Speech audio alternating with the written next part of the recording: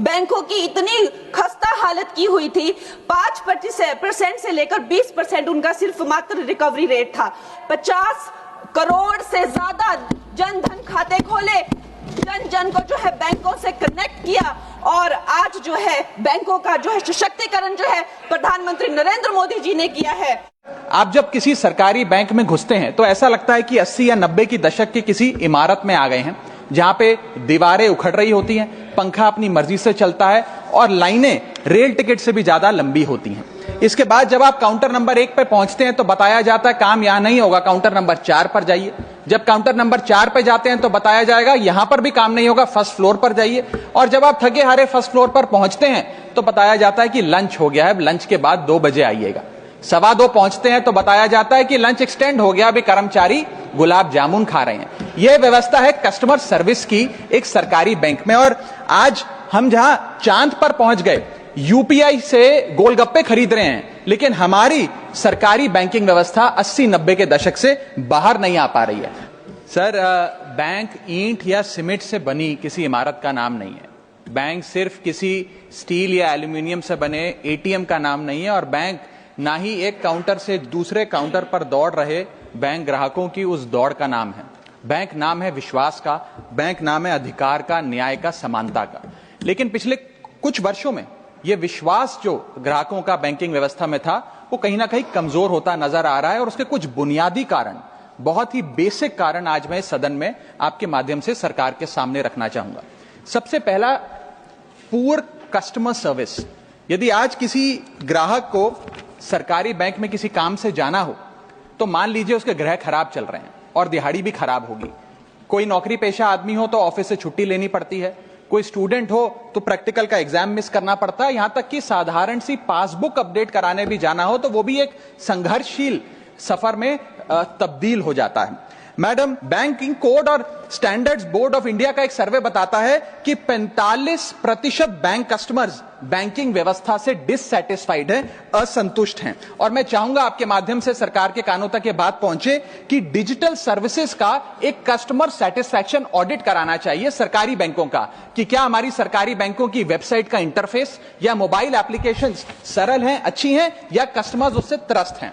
दूसरा बड़ी समस्या है रूरल इंडिया के अंदर limited access to banking infrastructure. आइए गांव की ओर चलते हैं। मैडम, क्या हमारी बैंकिंग व्यवस्था ग्रामीण इलाकों तक पहुंच चुकी है? नाबार्ड की एक रिपोर्ट बताती है कि 50% of rural India is still suffering from lack of adequate access to banking. Financial inclusion index की, आरबीआई की 2020 की रिपोर्ट बताती है कि ग्रामीण भारत में हर 100 में से मात्र 54 लोगों तक ही हमारी बैंकिंग व्यवस्था जैसे तैसे पहुंच पाई है, और 30% से ज्यादा रूरल हाउसहोल्ड आज भी ऐसे हैं जो पूरी तरीके से अनबैंक्ड हैं। और मैम, बैंकिंग की ग्रामीण इलाकों में अगर बात करें तो बैंकिंग व्यवस्था ने ग्रामीण इलाकों के साथ सौतेला व्यवहार किया है। पहले तो बैंक की ब्रांच गांव के पास नहीं है। जब वो बूढ़ा आदमी भोला भटका बैंक की 5-10 किलोमीटर दूर ब्रांच तक पहुंचता है तो पता लगता है कि बिजली गुल है। बिजली आ जाती है तो पता लगता है सर्वर डाउन हो गया है। सर्वर भी चल जाता है तो पता लगता है आधार सीडिंग में दिक्कत है, फिंगरप्रिंट मिसमैच हो रहा है, या बैंक अकाउंट की मैपिंग ही नहीं हो पा रही है। डॉक्यूमेंटेशन से लेकर कॉम्प्लिकेटेड फॉर्म से लेकर लैंग्वेज के चैलेंजेस तक ग्रामीण इलाकों में लोगों को झेलने पड़ते हैं। और सबसे ज्यादा बैंकिंग फ्रॉड भी गांव के भोले भाले आदमी के साथ होता है। इसी के चलते हमारे गांव का आदमी प्राइवेट निजी साहूकार के पास जाकर लोन लेना बेहतर समझता है, ना कि किसी बैंक के पास जाकर। और जब वे साहूकार के पास जाता है तो ना वहां पेपर वर्क होता है, एक इजियर एक्सेस होता है, फियर ऑफ बैंक और इलिटरेसी नहीं होता, बहुत बार तो मॉर्गेज पे भी कुछ नहीं रखना पड़ता, इसलिए वो साहूकार से ब्याज पे पैसा उठाता है। लेकिन साहूकार उसे मनमानी दाम पर वो ब्याज पर पैसा देता है। 60 से 80% सालाना का इंटरेस्ट रेट चार्ज करता है, जिंदगी भर के लिए उसकी गुलामी लिखवा लेता है, और वो बेचारा गांव का भोला भाला आदमी डेट ट्रैप में फंस के रह जाता है। मेरी तीसरी बड़ी समस्या जो मैं आज आपके सामने रखना चाहूंगा वो है साइबर फ्रॉड और digital frauds in the banking sector. Cyber frauds वर्ष 2023 में 75,800 घटनाएं सामने आई जो कि कंप्लेंट्स दर्ज हुई।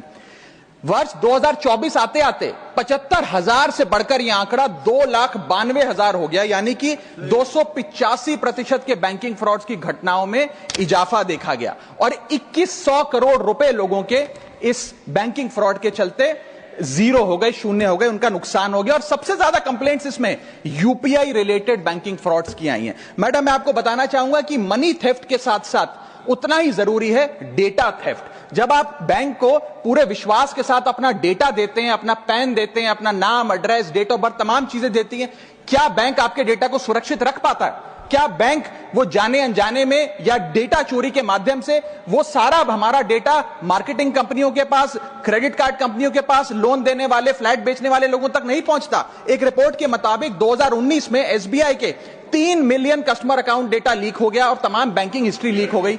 2021 में मोबीविक का 8.2 टीबी का केवाईसी डेटा ही लीक हो गया। 2021 में एक पेमेंट गेटवे जस्टपे का 100 मिलियन क्रेडिट कार्ड की पेमेंट डिटेल्स और रिकॉर्ड्स लीक हो गई। अब ये लीक है कि जाने अनजाने में डेटा शेयरिंग है, यह फैसला मैं आप तक छोड़ता हूं, लेकिन आपको इस डेटा लीक का भुगतान करना पड़ता है, आपको उसको भुगतना पड़ता है। और उसका सबसे छोटा सा उदाहरण है कि आए दिन आपको आपके बीवी, आपके माता पिता, आपके घर वाले फोन करके आपका हाल पूछे ना पूछे, मार्केटिंग कॉल्स वाले आपको रोज फोन करके कहेंगे कि आपका क्रेडिट कार्ड अप्रूव हो गया, आपका लोन अप्रूव हो गया, हमसे फ्लैट ले लीजिए, हमसे फलानी चीज ले लीजिए। इनके पास ये हमारा डेटा आता कहां से, एक बड़ा सवाल है। चौथी समस्या, हिडन चार्जेस और फीस। मैं चाहूंगा आपके माध्यम से ये नाना प्रकार के चार्जेस जो आज मैं सदन में लाया हूं, ये माननीय वित्त मंत्री जी तक पहुंचे, ताकि देश के आम आदमी की जो जेब बैंकिंग सिस्टम काट रहा है, ये उसे पता लगे, ग्राहक को भी और माननीय वित्त मंत्री जी को भी। पहला, मिनिमम बैलेंस पेनल्टी। यदि आप न्यूनतम बैलेंस नहीं रखते हैं तो 100 से 600 रुपए प्रति माह बैंक आपका काट लेता है।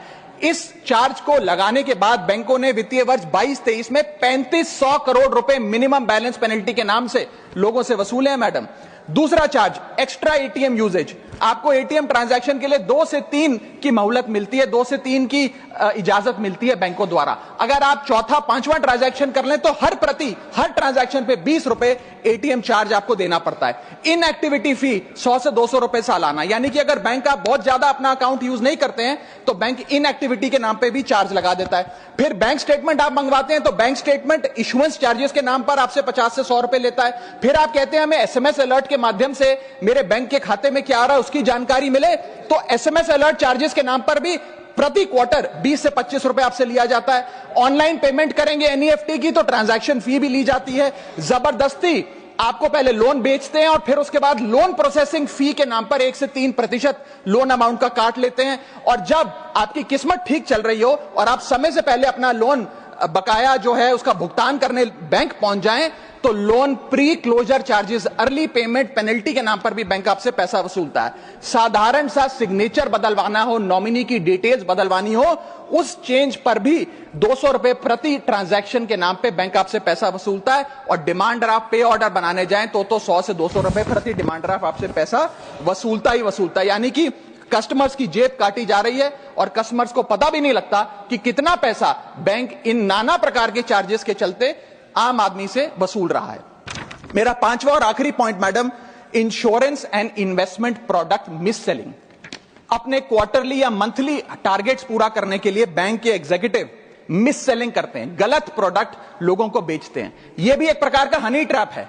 मीठी मीठी बातें कर भोले भाले मासूम लोगों को ऐसे प्रोडक्ट्स बेच दिए जाते हैं जिनकी जरूरत उन्हें है ही नहीं।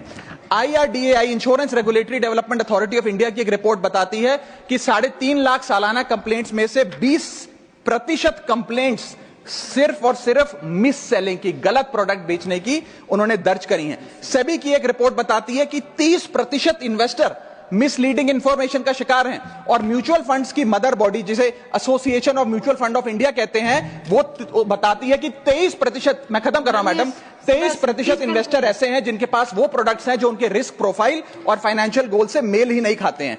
तो मैडम, मैं इन सारे जो समस्याएं बताई हैं उसके माध्यम से समाप्त कर रहा हूं। बस इतना ही कहना चाहूंगा कि ये बड़ी बुनियादी समस्याएं हैं जो आज इस देश का एक आम अकाउंट धारक, एक आम आदमी सफर कर रहा है। मैं चाहूंगा माननीय वित्त मंत्री जी इन बुनियादी सुविधाओं का, इन बुनियादी समस्याओं का समाधान दे। बहुत बहुत शुक्रिया।